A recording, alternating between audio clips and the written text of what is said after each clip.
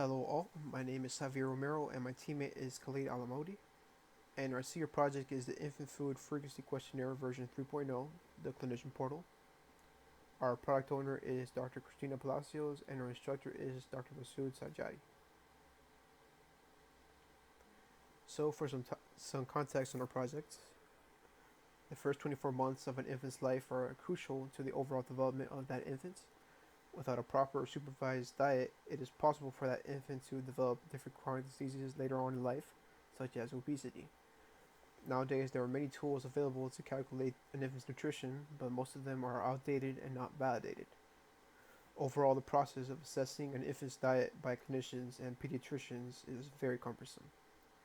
Dr. Palacios and her team have created the Infant Food Frequency Questionnaire in 2015 that gives the necessary tools to guarantee an appropriate assessment of an infant's nutrition. Our group is in charge of implementing the clinician portal, and the other group working parallel to us is in charge of implementing the parent portal. The clinician portal has the ability to show all clinicians and parents that are currently assigned to that clinic. What I mean by that clinic is that the program only shows parents and clinicians that share the same clinic as the currently signed in clinician. They cannot see clinicians and parents from other clinics. The portal also shows questionnaire results, nutritional recommendations, and tracking history of all parents. We were also tasked with implementing a user account system for the project and also refitting the already existing admin portal to work with said user system. The clinician portal includes 4 main pages, which are the user page, the questionnaire results page, the recommendations page, and the tracker history page. The users page is where a clinician can see all parents and all other clinicians. They can also edit their attributes such as username, first name, and last name, and for parents, the assigned clinician. The questionnaire results page is where the clinician can see all questionnaires that parents have taken. It is here where they can properly make assessments about an infant's diet. The recommendations page is where the clinician can see all the recommendations that the program has suggested to the parent, which they can see in their parent portal. And the tracking history page is where you can see all trackers that the parents have submitted. This here is our Gantt chart for our project, but I won't expand much on it here.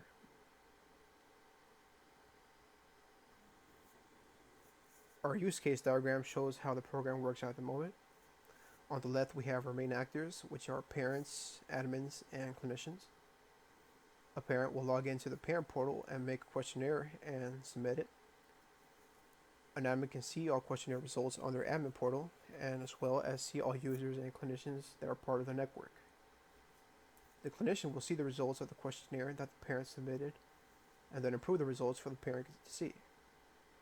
The clinician also has the ability to edit the parent's information, such as first name, last name, and child name, for better record keeping, but this is completely optional.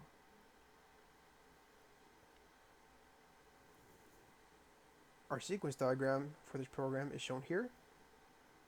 When logging into a clinician account, the page initially will call a function called load data, which loads all clinicians, parents, and clinics that are in the database.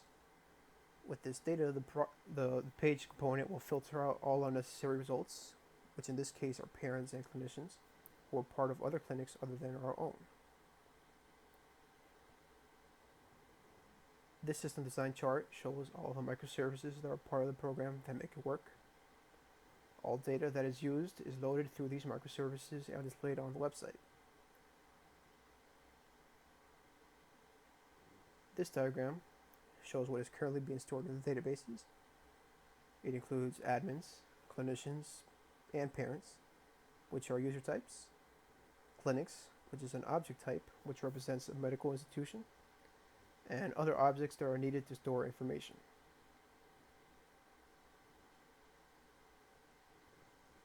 This here is an example of a clinician object. Each clinician object in the database will have this model and can be manipulated using these functions. As you can see, they are made up of user IDs, username, abbreviation / role, first name, last name, and assigned clinic. The clinician controller, service, and repository are all in charge of getting and setting clinician objects in the database. Here's a test case that we ran for our project. This one involves adding and editing users from the admin portal. When attempting to add a user and submitting this action, all changes were immediately shown on the user page for both the admin portal as well as the clinician portal, and were added to the parent list database.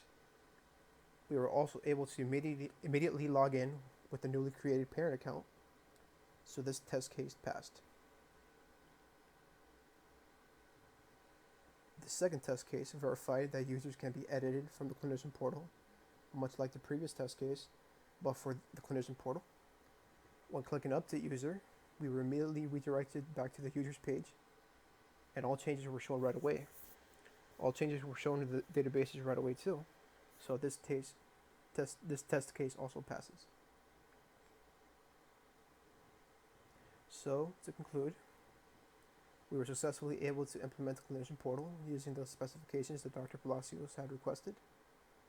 The other group was also able to implement the parent portal to Dr. Palacios' specifications.